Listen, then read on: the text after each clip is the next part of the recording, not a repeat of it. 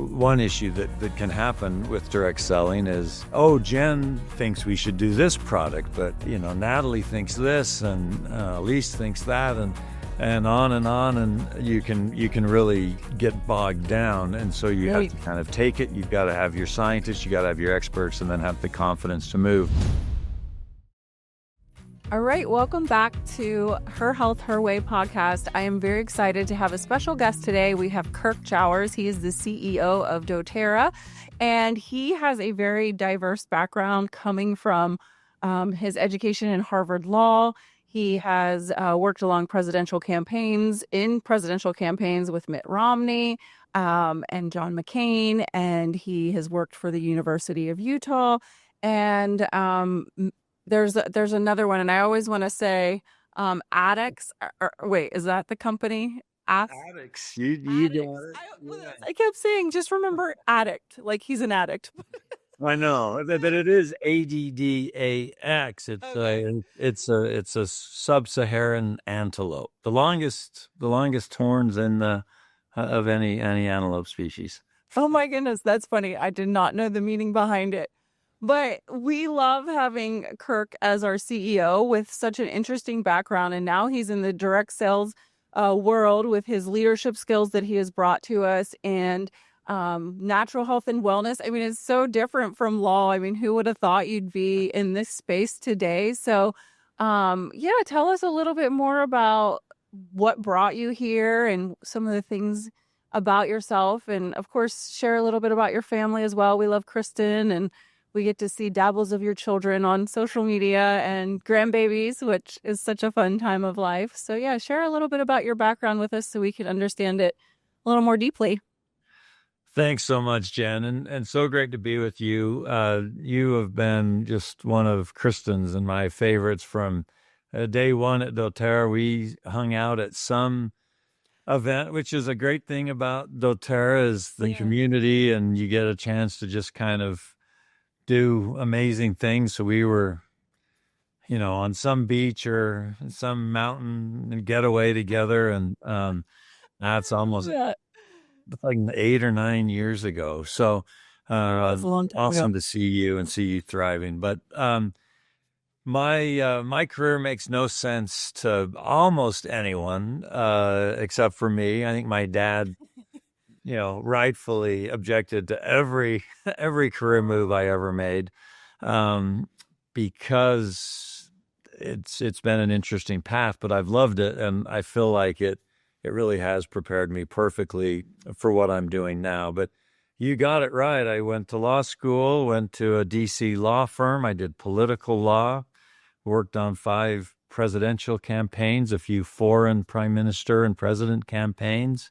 Obviously younger, I was lower on the totem pole. At the end, I was general counsel and chief strategist on a couple of things, and a bunch of Senate and gubernatorial races, and then just political strategy for some of a lot of the Fortune 50 companies. Concurrently, I started doing some work for the University of Utah and ran their Middle East Center and ran their Hinckley Institute of Politics, which was a blast. And then 2015, I made a change that got front page news here in Utah and a lot of radio chatter, because in the political world, you get a lot of time with the media. And so I was a change that kind of shocked everyone. I went to this relatively new company called doTERRA. That was a great 7 years. Took 2 years off to start my own company, which you kindly mentioned. That's still bubbling, still thriving. Addicts Outdoors and Addicts Overlanding, and now here I am back at doTERRA as CEO. So that's my entire career in a nutshell. It's crazy. Like, what a whirlwind. But I remember it was like under a pavilion or something, like meeting you and Kristen for the first time. Yeah. I remember hearing about you, but I will tell you one thing that I've told Nick, and so I have Nick here as to help me host today. But one thing I remember thinking when I met you is, so Dave Sterling is just, he embodies just such the most beautiful human being ever.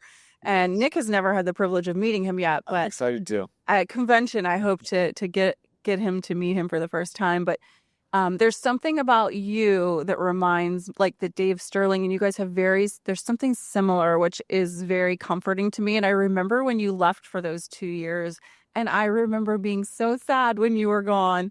And then when they announced that you were coming back, and they were like teasing us, they're like, someone's coming back. And I kept saying, I hope it's Kirk. And it was. So, and of course we love Kristen as well, but Yeah, and the first memory, like I can remember meeting Kristen. I met her in person first in Utah, and then met you second. But yes, just she's the most bubbly, happy. She's great. You're blessed, and definitely, first introduction was a memorable one for me too. yeah, we're very lucky. And I have never heard a bad thing about you, Kirk. It's always been good from everyone that knows you. So I can give you some phone numbers. being in politics, that might not be true, right? Yeah. I remember my first, and hopefully this surprises you, but in my first year at my law firm, I got involved in this pretty high stakes political fight.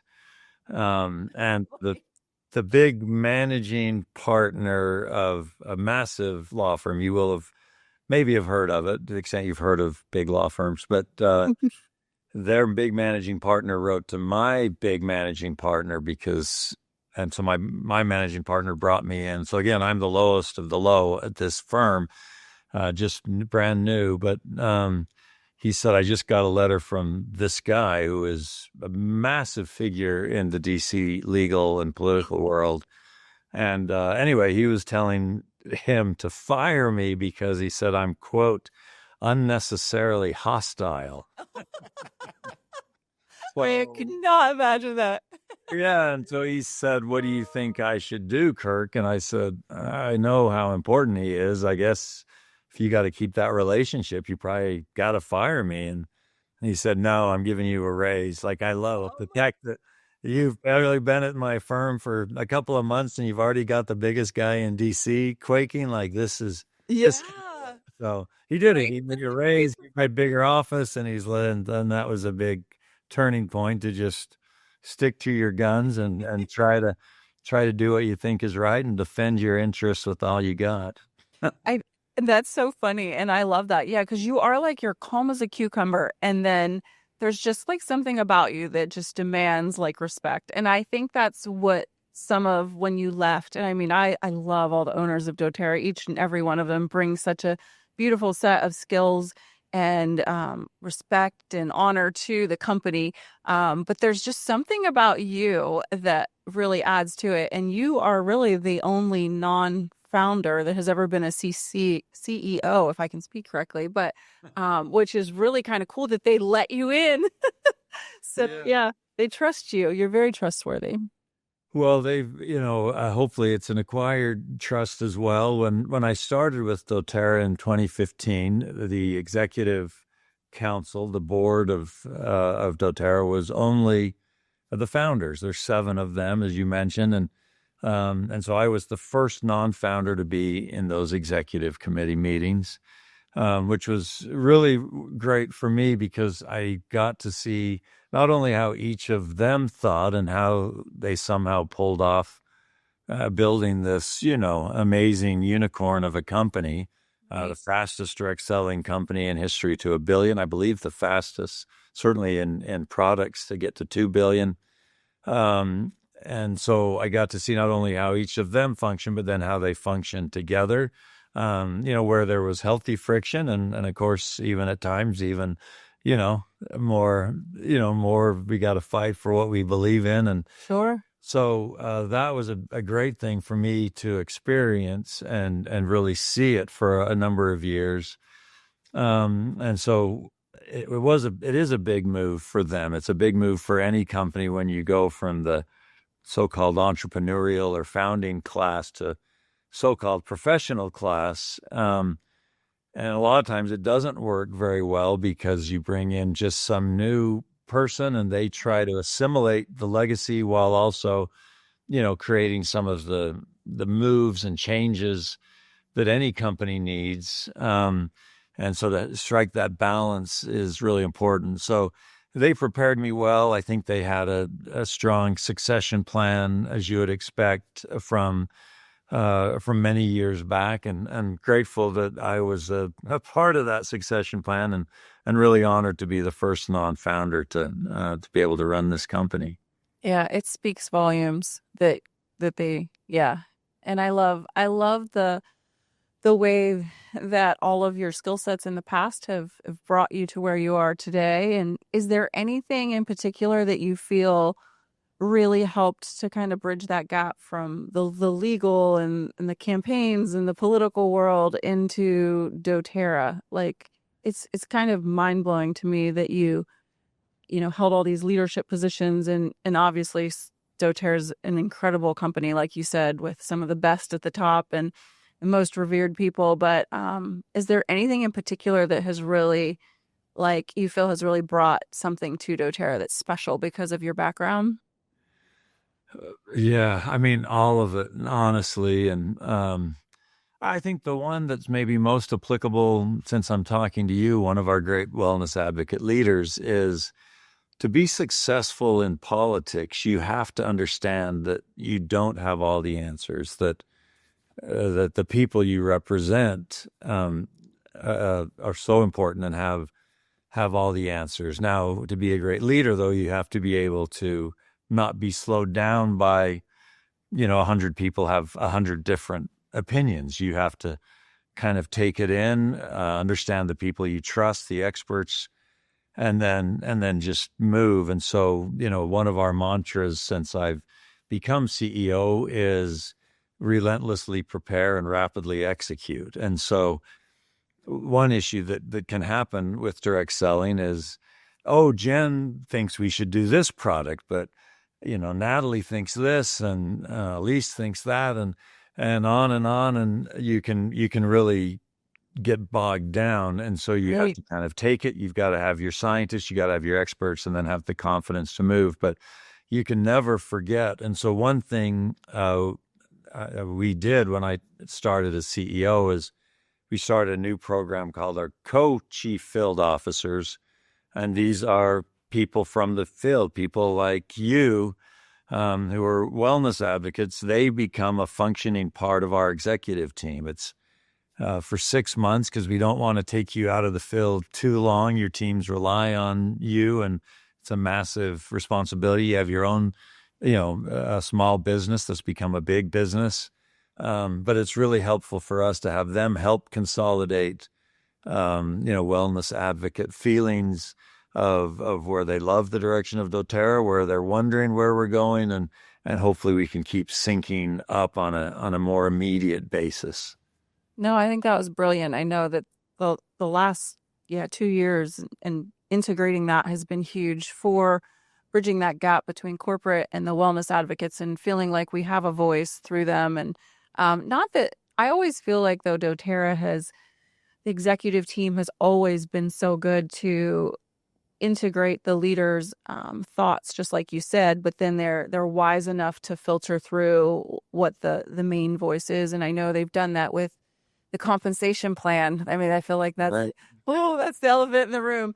But it's beautiful to see them hear our voices and always take into consideration those of us in the field. And I think that's been a huge success of doTERRA, that they really value us in the field. And Emily embodies that beautifully. She loves on the wellness advocates. I mean, all of them do. But Yes.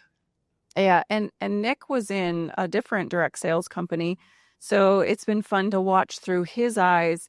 And maybe you can share, like, being in a different company and then seeing doTERRA. Yeah, I've always had a entrepreneurial hunger, and I was introduced to direct sales back in probably 2002. This was still like cassette tapes. Like, you had to take cassette tapes home and learn about it. Never really jumped into it, but looked at it in 2005, did a little bit, and then made a change from my electrical career to direct sales, had a great year. And that was a startup. So I got to see a lot of the behind the scenes and a lot of the ownership talks and the what are we going to do and creating everything. And then getting to see doTERRA and like, it's just the executives, the founders, this is pre Kirk, but just seeing like the humbleness, like the biggest things still to this day that just impact me with doTERRA is the philanthropic side of it, the healing hands, and how they do literally everything that I see them do is the hard way. Like they're not working with these big mega farmers that could make the oils at a smaller price point. They're working with the small farmers on half acre, 1 acre, very small plots of land in small communities, and just the impact's the word that stands out to me. I've never seen a company, direct sales, not direct sales, that just has the heart, the passion, and they give back, they serve the hospitals. I mean, I could just ramble about all the different great things, but just seeing, like, if you look at they're not walking in with flashy things. Like they look like everyday people off the street that just have a huge heart. That's why I'm so excited to meet Dave Sterling once he gets back from his mission trip. Jen has painted this picture of him, and Dave has some he has some big shoes. he can fill them though. But also leaving direct sales, starting, I own an electrical company. It's our electrical company now, but going from the direct sales model to the brick and mortar type model and having big payrolls and big overheads, which you can relate with starting addicts. I think it's really cool that you have both sides, like the business owner, more traditional brick and mortar product company, to now the direct sales model. But yeah, I rave about doTERRA, and I'm obsessed with the products. Like I have more self-care routines now than ever before. It helps having Jen too. She is such a vast wealth of knowledge on the products and how to use them and the benefits and stuff like that. But no, it's been fun to see. And I know you see the big companies like Starbucks, they put a CEO in and the company kind of was going backwards. And then they just switched the company over to Brian Nickel, and it looks like they're back on track and the company's values coming up. And I think it's a really hard decision for the founders to bring in somebody that wasn't a founder. So you have some big shoes to fill. But I think it was a very wise move with you having the history with them since 2014 or whatever it was that you said it was. Yeah, Nick doesn't. Yeah, so I wasn't around then. You were around, but yeah, he's been in. I think it was a really wise move for them. You understanding the global, the international stuff, and I'll let you chime in on some of that stuff coming from business owner to CEO, and just how things could go wrong and how you are playing the field really hard, because there's a lot of companies have a field and management disconnect. Like you guys are working with the field, and you're not bringing in like a venture capitalist person to try and run the company. Like I think it was a really smart move, getting to know you and your wife and your history. So it's going to be interesting to see what is coming, and just doTERRA being a forever company.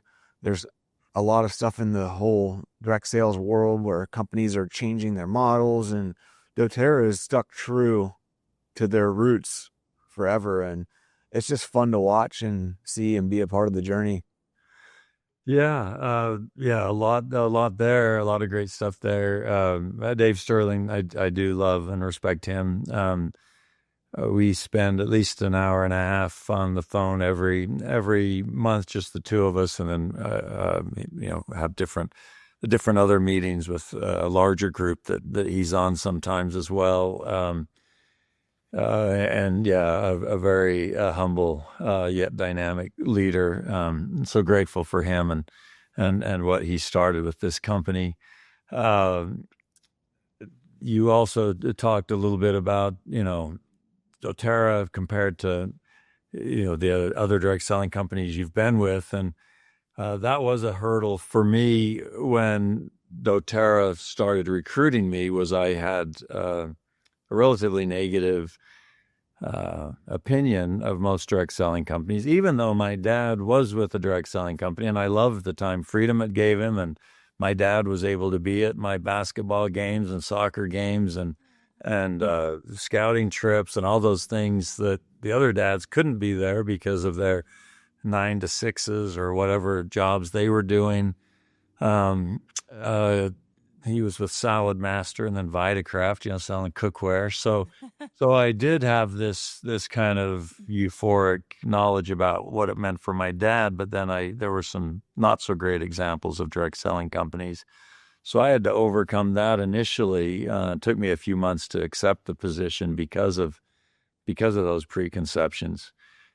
I will note, because I think of companies like doTERRA, and certainly not just doTERRA, there's some other wonderful examples, but I think doTERRA becoming kind of one of the big, 2 or 3 faces of direct selling over the last decade, and as well as the gig economy kind of changing people's perception. Like, well, of course we want peer-to-peer sharing. Of course I want an expert like Jen telling me how to use all of these amazing products. Why would I just walk through a retail store or go to Amazon and just buy stuff and figure it out myself when I can work with, someone like Jen? All of those things have made it so that the younger you get, the higher the favorability is of direct selling companies. So, Gen Z at 67%, and overall now it's over 56%.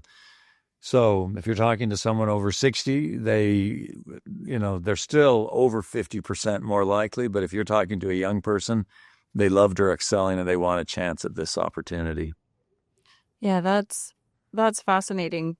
And we kind of going into some of what you said, the health and wellness space has been an interesting thing. I remember back when I decided to raise my kids naturally, like I was kind of the weirdo.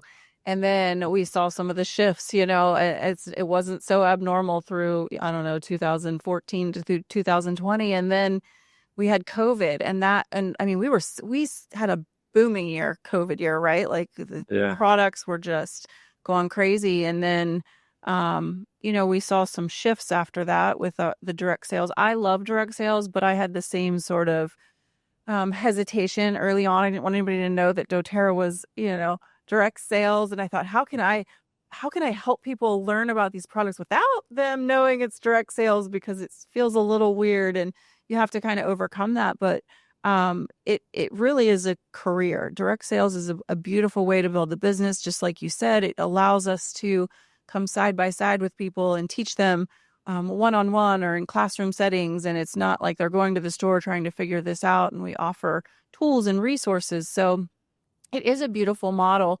But what do you think about the health and wellness space, like where it's going? So it's been interesting over the years, and then COVID, and now we're kind of seeing some more shifts. You probably know a little more because of your political background. I feel like sometimes you get a little insight that we may not know about. But how do you think the health and wellness space and doTERRA position specifically looks for those that are maybe looking to build a health and wellness business moving forward? I mean, there's a reason we believe, and can back it up with data and projections and everything else, that doTERRA is ready to double in size in the next 4 to 5 years. So, essentially do everything it did in the first 17 years in the next 5. And so, wow. And part of that is exactly what you're talking about. There is a wellness awareness and a wellness openness that we have not seen for a very long time. And that's important. So, one of the big key drivers for doTERRA, beyond the people, the great wellness advocates like you who signed on early and were willing to have faith that this company would keep its promises and keep the purity of its products, the purpose of the company, all those things, and decided to share it. And the people leading doTERRA there became a real interest in essential oils. Now that seems a little quaint. Now everyone knows what essential oils are. There's essential oils in, at least they say they are. We've done testing.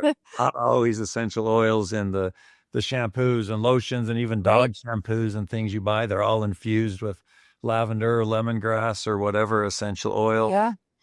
But that openness, that interest was a great story for someone like you to share. And then, now because it's become a little more of a commodity, Right. you can buy essential oils almost everywhere. Where is that story? But the great thing is that story is back because quality matters. We have some incredible products that are powered, enhanced by essential oils, and the science backs it up. But then even not related to doTERRA, and some of this is these political wins and some of the the COVID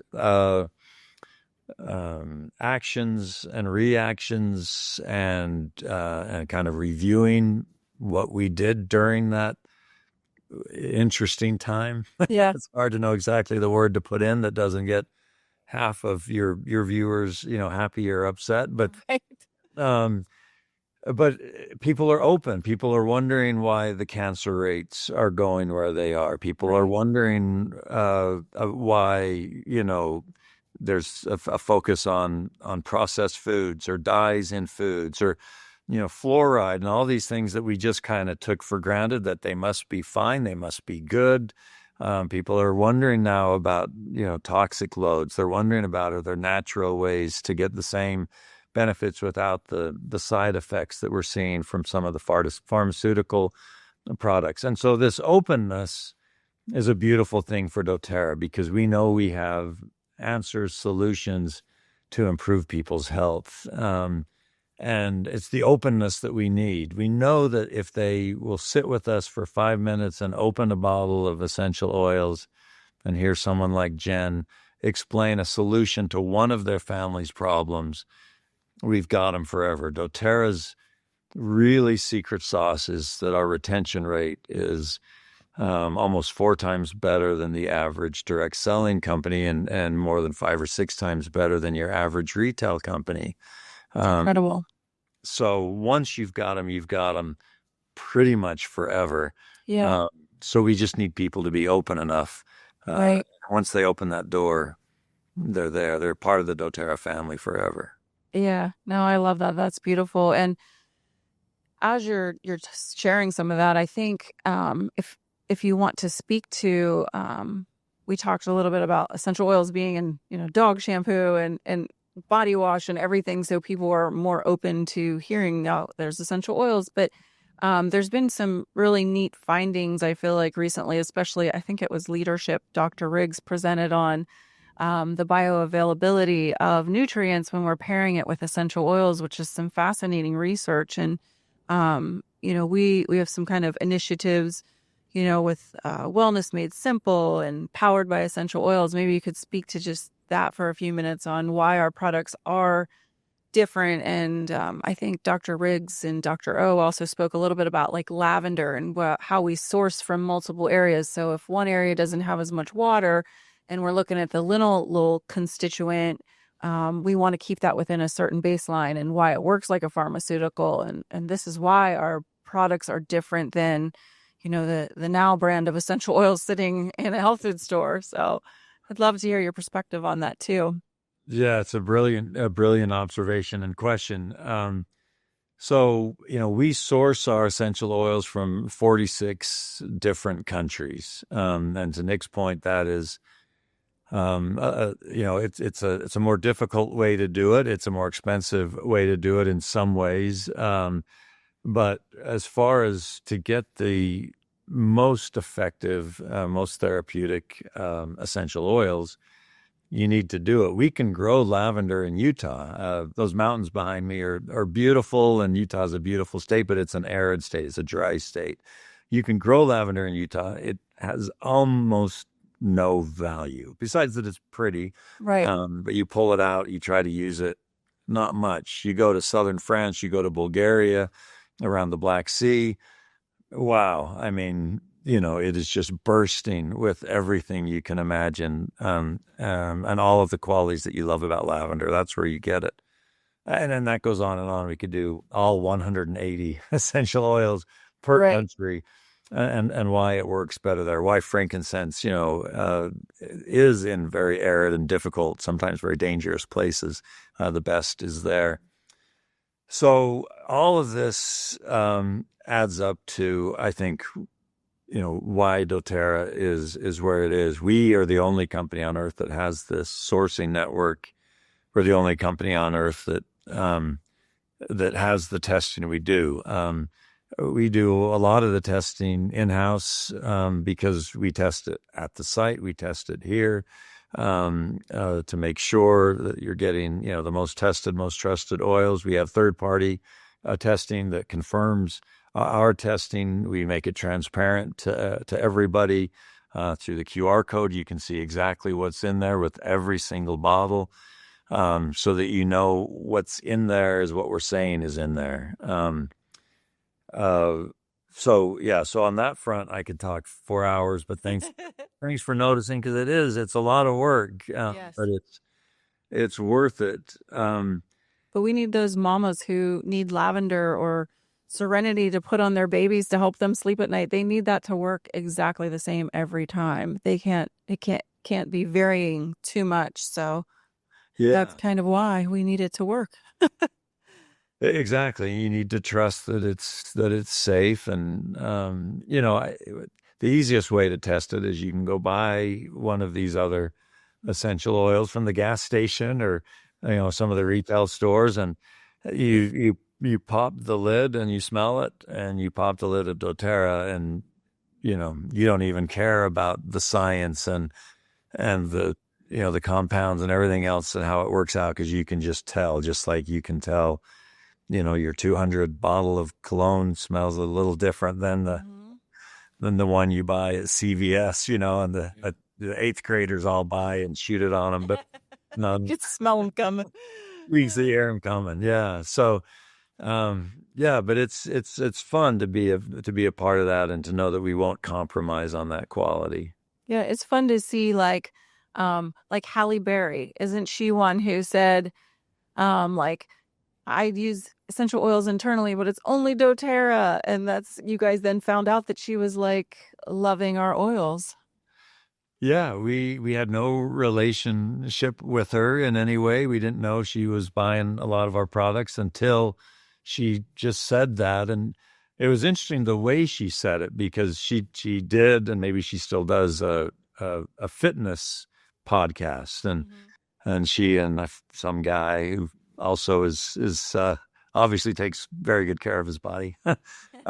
And they were doing yoga and different stretches and, all these different things to help people stay in shape. And sometimes she would talk about different products. And one day it got sent to me because she was saying, before I stretch and as I work out, I always use essential oils. She didn't say doTERRA, and I'm like, oh, that's at least good. She's, saying that people should use essential oils, and we're the biggest essential oil company, so that'll be helpful. And then what she said was really great. And she said, and I use these essential oils internally as well. Then she talked about them, and then she kind of froze and said, I should say I use only doTERRA, And she said, doTERRA you can trust, they're. And you can use that internally, but don't use any other companies internally, because you don't know what's in there, and it could be dangerous. And so, right. But she knew, internal use is a next level step of a product, and right. you better know that it's lavender from Bulgaria, with no adulterants, with no extenders, and not something that's made in a lab. Right. It could have some very dangerous properties to it. Right. Because you can become more unhealthy by taking a synthetic essential oil, which I know you're familiar with that study where there was a bunch of essential oils tested, and there was only 3 companies that had the pure variants, right? And we were one. So yeah. So yeah, and the other 2 were very small. They had, less than 10 essential oils. But congrats to them for being, pure as well with the 10 oils that they had. So yeah. Well, that's an interesting thing, which I've also gotten to see too, working married to Jen and getting to see the behind the scenes things. We were at the Birch Distillery in Kane, Pennsylvania, Not where far. doTERRA makes the birch, and then learning with what's the lady's name that runs that? Oh, I'm so bad with names. It's okay. I can picture her. I know She was the best. She was but nice. it's just that was such a fascinating experience to see the birch distillery, because they bring in all the birch bark and tree pieces, they distill it, and then the byproduct is sent back out to be used for mulch. Like there's literally zero waste, and we're capturing this amazing birch oil, which is one of my favorites. And then also getting to talk to her and like see I think it was like, I don't know, 13 other birch oil products you could buy at Amazon or CVS or the pharmacy or the gas station. And all of them that were pure or they were natural or whatever. You have all these birch oils that are marketing birch oil, and some of them have zero birch. They mask it with wintergreen because the fragrance of wintergreen's similar. Yeah. It's just like, how is that even legal to sell a birch oil? It doesn't even have birch oil in it. And doTERRA's is like, I mean, I watched them make it. It's like a fascinating process. Yeah, and birch is a great example. It was one of my favorites from the start when I came into doTERRA. Part of it was just the smell. I love the smell, but then it's a great oil to use when you work out or recovering. And there's a lot of great uses for it. But I found, and this was, very curious to me. This is now 7 or 8 years ago. We were, according to an independent third-party lab that we weren't even paying or anything, wasn't part of our network, said that doTERRA is the only company on earth that had pure birch. And that didn't make sense to me. It didn't seem like birch would be that difficult. Frankincense makes sense to me. That is difficult. You've got these trees in the most dangerous places on earth growing off of cliffs, and there's these vipers that live in these trees. They're separated. Birch seems like, yeah, you would do it like wintergreen or others, but it's hard, and that's why we finally did this. We partnered with this great these great entrepreneurs and people who love the earth and love birch trees to make sure that we could always get 100% pure birch. But I was asking our team, explain to me how the birch pricing works. And they said, let's say you pay $40 for a unit, the same unit of birch, the facility you went to. No other company does what we do. So no other company spends $40 for that unit. The next best thing are the companies that use all natural products, no birch or very little birch, but they have wintergreen and maybe some balsam fir, maybe some Siberian fir, and they put that together and make it as they try to mimic. And maybe they use, he's using the all natural, and that can cost $20 to $25. They're less expensive, essential oils to put together, and you kind of pretend it's birch. It's birch. Yeah, I mean, at least these guys are using real essential oils, but it's not birch, but they call it birch. And that's $20 to $25, and then the ones that just use pure synthetic birch, that costs maybe $1 to $3 compared to the 40. So for the people buying birch, on Amazon or gas station for $2.99, you're paying too much. It cost them a nickel to make it. So just know there's a reason why you can pay more to get the real thing. That's so funny. Oh my gosh. Yeah, and it's really, if you're going to pay for your wintergreen, your balsam fir and Siberian fir for $25, why not just get the real thing for $40, right? But that's a great analogy of it. That kind of brings those ones you just mentioned, but I like to open balsam or open Siberian and know that's what I'm getting. Right? No, that's good, and that's a very funny example too. I actually never heard it quite like that, but good to know. I will use that again. Thank you. Good. How far do you live from that facility? We are about 3 hours, 2.5 hours. Yeah. Yeah, it was such a fun. Have you been there? I haven't been there You yet. gotta go. Kind of Let me know when you're going. We'll right. Yeah, we'll let's visit. schedule a trip. Bring Kristen. Well, I do. I want to meet with. I want to see where you live. It looks gorgeous, and so yeah, we'll make a trip out of that. Yeah, that would be so fun. Well, let's shift gears a little bit to industry standards. So recently there's been a lot of I don't know, I think it breeds fear in those of us that are in the direct sales world, especially when we're independent product consultants or wellness advocates. But Modere just recently was one of the companies that was devastated after 23 years of being in business, and they closed their doors, and that's just devastating to I don't know what they call their reps or whatever, but Yeah. that's a little bit of a scary thing for those in the direct sales world. So can you shed some light on why we can be confident in doTERRA as a company? I know I feel very confident, but I feel like some maybe newer leaders in doTERRA or some people who maybe are interested in kind of getting into the direct sales world, but are like, yeah, there's what Rodan and Fields, is it Scent? We've got Modere. Beauty Counter, even Yes, some Beauty where Counter. even Avon to some extent Yeah. they had to do. So it is a little bit of a scary world to step into if you feel like things are crumbling.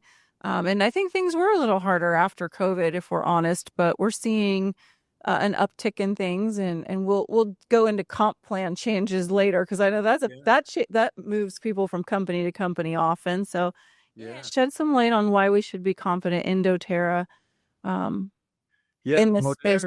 Modere was a bit of a shock. I think they did about 200 million last year, so Wow. they're not in the universe of doTERRA, but still a legitimate legitimate direct selling company. Have some great distributors. Gratefully, some of those distributors have come here and excited to have them here and to feel the doTERRA difference. And we've hired a couple of Modere employees Nice. to doTERRA, and so we'll try to give as many of them a home because you're right. I take very seriously the commitment that we made, the promise that I've made to thousands of people, that if you join doTERRA, like Jen has, that it'll be the best decision you've ever made, and everyone you bring in, it'll be a blessing for every one of them. And so, let's look at that because it's a legitimate question. One, the direct selling industry is a $175 billion industry. So, it's not, it's not something that's going away, and it grew, it's grown every year. Even though we see some high profile, failures or departures, we also see hundreds more company try to get in and all of that. So Yeah. it's very much a thriving industry. When you look, and I won't single out each of these companies, but you can all the companies you named that I've named, you can pretty much put into two categories. One, during that moment of COVID, when we all sold out of everything because everyone was like, I need something beyond what I'm doing to try to protect me from whatever this crazy thing is that is making me not be able to go to work or have my kids go to school and all of that. And so the valuation of all direct selling companies went through the roof. And a lot of companies decided to sell while the selling was good to private equity firms, bigger companies that don't have any background in direct selling, but they see these massive trends. Whoa, everyone wants direct selling. So it just kind of kept going up. And so their owners, their founders sold out. I've worked with private equity firms, and there's some brilliant people in them. I've worked with venture capital companies, certainly with my company I started. They can be really good at some things. They can be really obtuse in others. They don't understand direct selling. It's not a core competency. They understand omni-channel. And so the moment they see stagnation, They don't care about the distributors. They think, well, let's just put it in a retail. Let's get it on Amazon. I know this person. I know that person. And they just believe we'll get you into more channels, and that's what'll save the company. If they do any history work, you will learn very fast. Speaking of Tupperware, a great direct selling company. Brownie Wise, one of the early founders of Tupperware, the first woman in the history of business to be on the cover of either Fortune or Business Week, was a direct selling woman. I didn't know that. So we stand on the shoulders of great companies like Tupperware, Avon. Similarly, they each made the same bad mistake. They decided if it's working with direct sales, it'll work with Avon, with JCPenney, and Tupperware with Target. And they made, say $500,000. It was like $450 million for one and $600-something million for the other year one in these retail companies, but lost well over $1 billion in their direct selling, their distributors, because obviously you would feel abandoned if now doTERRA available at Whole Foods, doTERRA available at wherever, because what Tupperware, for example, found was they would go and have a Tupperware party and say, look at what this great product does. They'd say thank you, and then they'd be like, oh, hey, thanks, I bought a big thing at Target when I was getting diapers. And that's not fair to the distributor. So never abandon the channel is the only thing people need to know. The other thing that happened with some of these companies is they just weren't true to their business. Like you have to be like, with the electrical company, with your doTERRA business, you have to understand your P&L, your margins. You have to take care of business, and that's challenging for some people. That can be, you always have to be fighting to get the COGS, the cost of goods, lower so that it's a more attractive opportunity for your field. You have to be aware of your employee costs. Those can balloon, and if you don't take care of those, anyway, you can become an unsustainable company and go out of business, even though the products are good, the distributors are amazing. You can't lose money forever. So Right. We are fortunate. We are net debt free, number one. So we have no debtors, no debtors that are saying you have to do this, no bank covenants in issue. We're still owned by the same 7 people who owned us from the start. So we have no pressure from private equity, the VC firms who are like, we got to get money back to our, to our people. No we aren't public. And so we aren't, the master to us is you, our wellness advocates, not our shareholders or equity holders. So that's a big blessing for us. We just continue to do what's right by the distributors. My big mantra from the day not the day I started, it took me about 2 years to figure it out, but since 2017 has been what's in it for the wellness advocates. That's how every discussion is started when we're looking at a new program, the compensation plan, for example. Yeah. That is, you have to answer that, or we say, great, let's reschedule for next week. Yeah. Because I don't want to talk about it. Even though they're saying, oh, we can cut costs, we can do this, we can do that, it's good for the company. It's like, you got to answer question 1 before we get to question 2. So Right. anyway, I think people should feel even more confident in doTERRA now than ever before. And we are being seen as a place of refuge for companies that are making these mistakes. And it's one reason we do believe doTERRA can double in the next 5 years, is because we are that place, that gathering place for people who love health and wellness products and love the community feel of a direct selling company done right. No, that's beautiful. Yeah, and I think the most interesting part of the larger talk of like companies that have changed their model, went sideways, closed, whatever, is you'd mentioned earlier, like whenever you were looking at doTERRA in the beginning, you had some negative connotation to direct sales. And I know after my first small run with direct sales in 2005, I was like, I'm never doing this again. There's a lot of people that want to be wellness advocates or in the direct selling space, that come with those negative connotations. And yeah, I just think that's something we could probably talk a little bit about. Is you mentioned earlier about you could buy your product off the shelf, or you can have somebody like Jen who's been heavily vested in oils for the product side to teach you, show you, use the products, blend them, rub them on, layer them, aroma touch. You don't get that when you buy something off the internet from a retail site or a retail store. It kind of goes to the business too, is like you have somebody like a Jen to mentor you. So I think we kind of hit two parts there, is like people are coming, but then when they have success, they're like, I said I'd never do it again. And it's just funny to see like people's preconceived notions, and they don't know the first thing about the model and why the model's amazing. Getting that belly to belly with somebody that's done it before you, it kind of just goes hand in hand with what we were just talking about, from the larger industry talk to the belief in the business, because there are some negative connotations around the industry until people fully understand it. Yeah. No, I agree.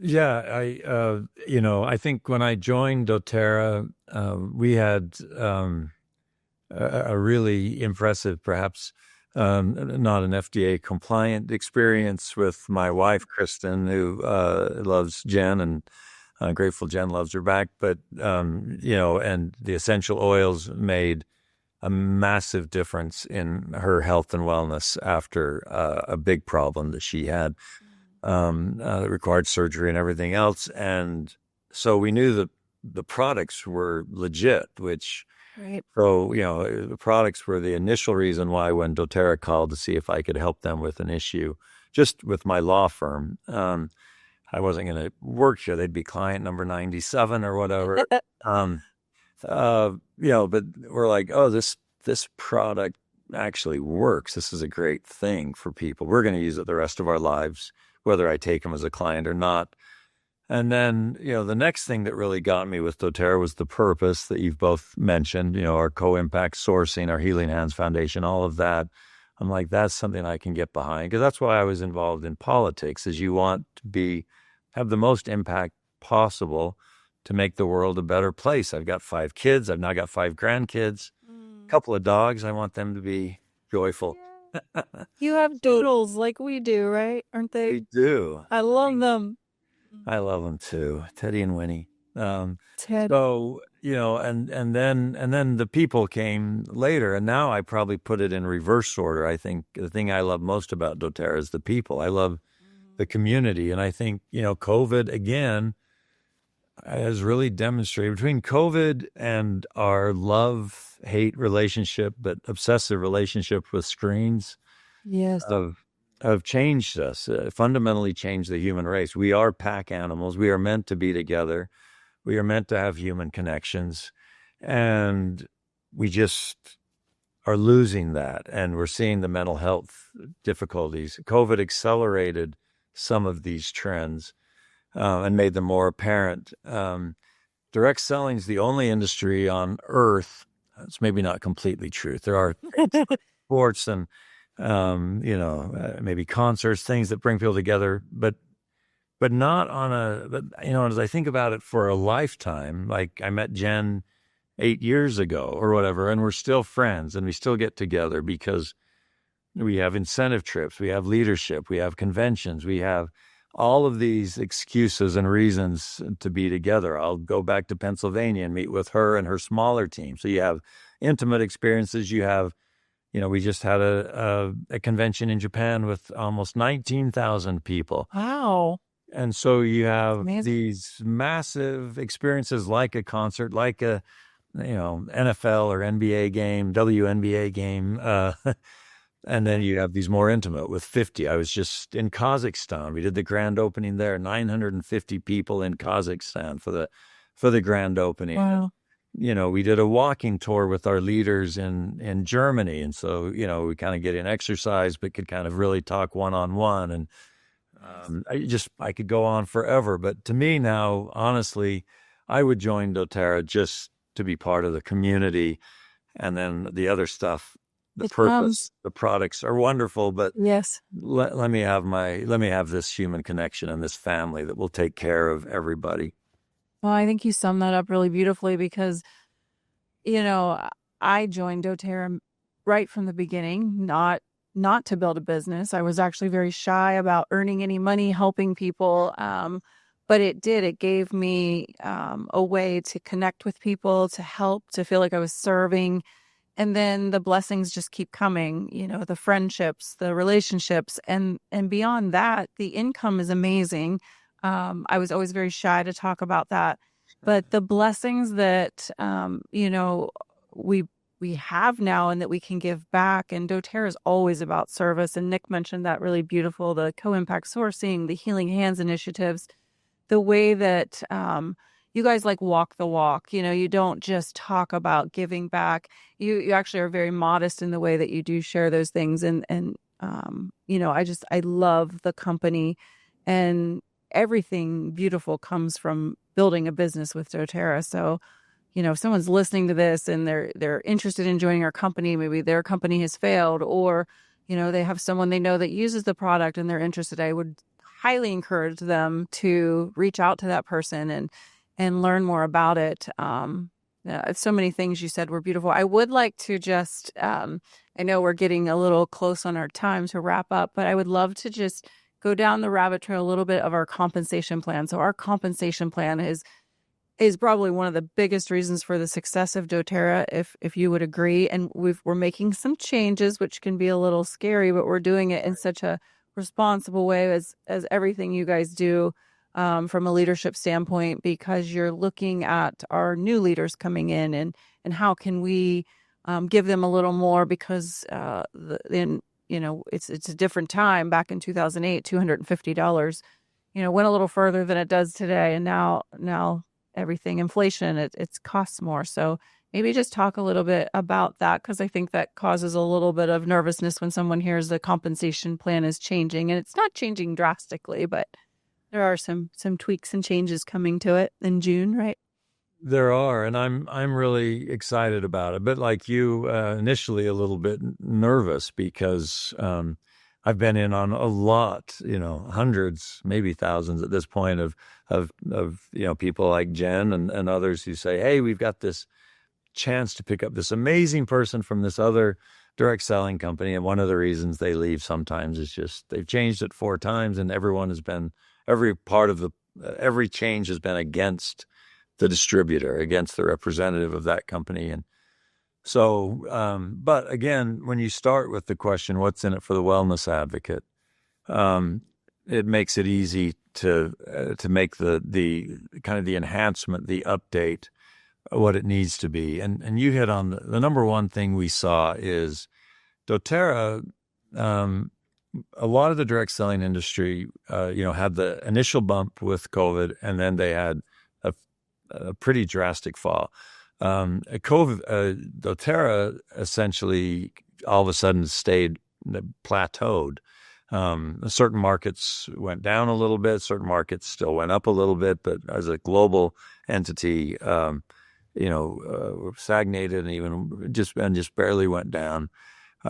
Which was nice, because we saw others who were roughly our size who are now a third of our size, and companies that were 4 times our size, in some markets are now gone from that market. And so, so it's been good for us. Now for, people like you and me who were just there for this kind of thrill ride of just going straight up, even stagnation felt nervous. Now, why did we stagnate?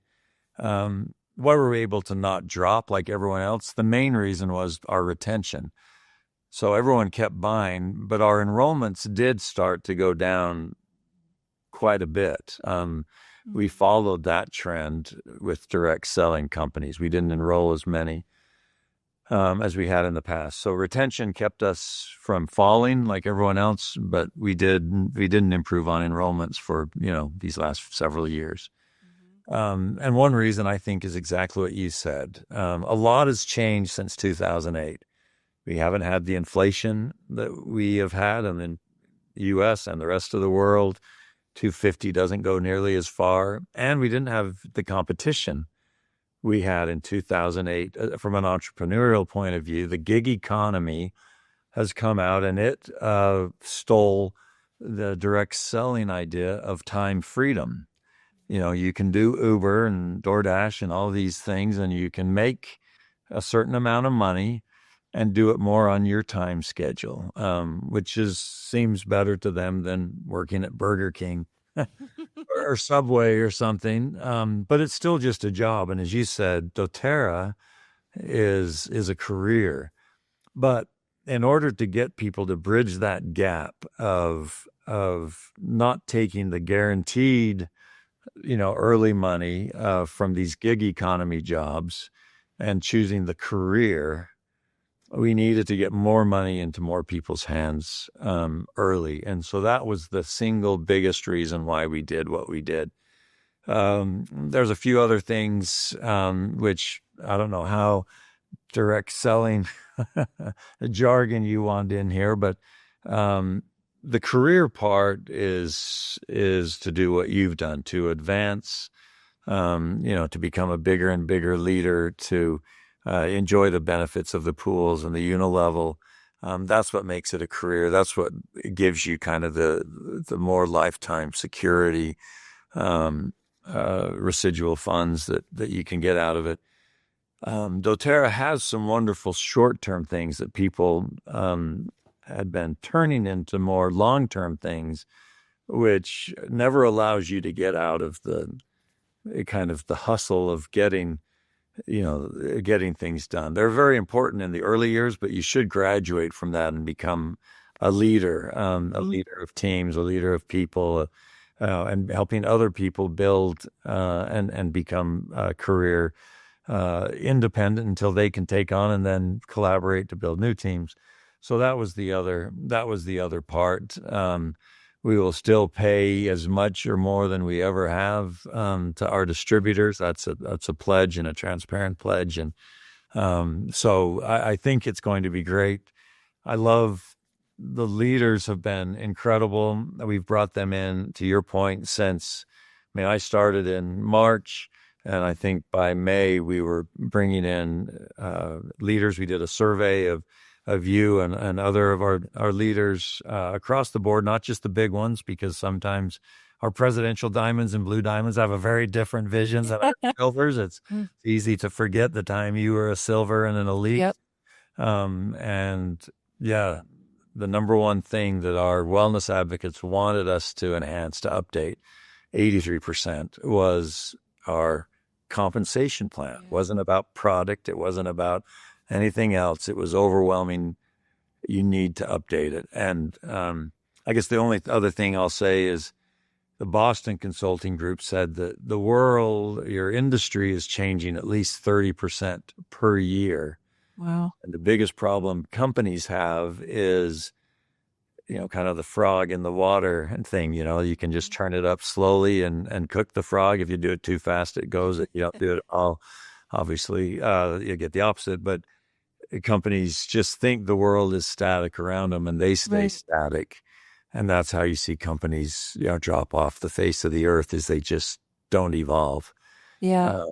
Sometimes it's dramatic, like Blockbuster. Sometimes it's like some of these companies like Modere. Right. So anyway, we're excited about it. We love the strategic minds of our wellness advocates who have already figured out a way to, to really start making that a part of their presentation to people. Yeah, no, I think that breeds a lot of confidence. Watching you guys always look ahead at the changing of the landscape and what can we do to ensure that we are that forever company that doTERRA's owners have always talked they're not going to let us down. So it and also like you said, they surveyed the leaders, and then not only did they do that, they created the compensation plan changes that they proposed to us, and then we changed it and we changed it and we changed it, and they kept taking our feedback. I mean, it's been months of Isaac is changing things and representing it, and we're like, wait a minute, what about this? And so there has been so much thought and effort put into it. I'm sure they are so glad that this is just about to be released, and they can relax, we can all enjoy the benefits of it, because I think there's beautiful things to this change, and it just shows the leadership skills that you've brought in, and everything. So, we're very appreciative of the leadership that you've been building for many, many years. And so, yeah, I think that makes me feel even more confident hearing some of those things and behind the scenes aspects of it as well. But yeah, like as we wrap this up, though, I am starting. So you're my first guest that's going to get to go through this, and then we'll give you some time to do some last thoughts. But I'm asking 3 fun questions at the end to allow our listeners to get to know you better. So the first one, this one is, do you like sweet or savory? Sweet. Sweets. Okay. And then the second one is, are you a night owl or early bird? Both. I know how important sleep is, and thank goodness to doTERRA products, but there's a lot to do right now. But oh, I bet. Yeah. I guess the other way to answer it, both is probably correct at the moment, but and maybe you've seen this with your kids. I was very much an early bird. Like I always wanted to be at my law firm at 6 a.m. Yes. That was, I wanted to be like first one there. Partly because I wanted to get home for my small children and things like that. And so definitely early bird. But then as your kids become teenagers, they're up late. They're up late, and we wait up for us. You start to become a night owl out of right. And now, we're empty nesters. So, now we can kind of determine exactly what we are, and which is a beautiful thing. Working that out. Yeah. And then our last one is tea or coffee. I know you kind of steer away from caffeine, but tea or coffee? Yeah. So kind of neither is the real answer. I do like a good, peppermint herbal tea times or stuff like that. Right. But yeah, probably more neither. So both and neither are the important. I'll have to get unique questions for you next time when we get you on. Yeah. But any last thoughts as we wrap up from Nick and you, and then we'll just kind of end it. Yeah, no, I think we kind of captured a lot of stuff in a short period of time there, but it has been exciting watching you kind of grab the reins and get kind of acclimated to your role. And there's been a lot of stuff in the works, and it's fun. And I love that it's what's in it for the wellness advocates. I mean, it's so easy to get disconnected from the field. I even have that in my own company. But it's fun to see, and it's so easy to trust doTERRA because I've been to the labs where they test. I've been to the warehouses. I've been to the offices. I've been to the Birch Distillery. I spent time with you guys, and I just know that everybody's heart's in it for the right reason, and it's such a fun experience. Amen. Yeah. Well, thanks for having me. I'm honored to be on with you, and grateful for everything you've taught me, Jen, in my time. You and others have really been my education, and so grateful for you, and excited about this life you have and this new venture. If it's associated with you, I know it'll be successful and bless a lot of people. So thanks for doing it, and thanks for letting me be an early part of it. Oh, well, thank you so much. It was fun when we saw you. Where were we? Arizona? We were on the Riverwalk when I was like, hey, you're going to be on the podcast with me? and you're like, yes. So yeah, thank you so much for joining us. And Riverwalk, yeah, bringing all that insight and giving us a little sneak peek into kind of the corporate world and getting to know you better, which I think is so important. And so, yeah, we loved having you, and we know your time is precious. So thank you so much for joining us today. And so if you enjoyed this podcast, be sure to subscribe, leave us a comment or review. We would love to hear from you. And also, if you have any feedback for Kirk, definitely leave us a comment below, and we'll pass that on to him. Thanks for joining us today.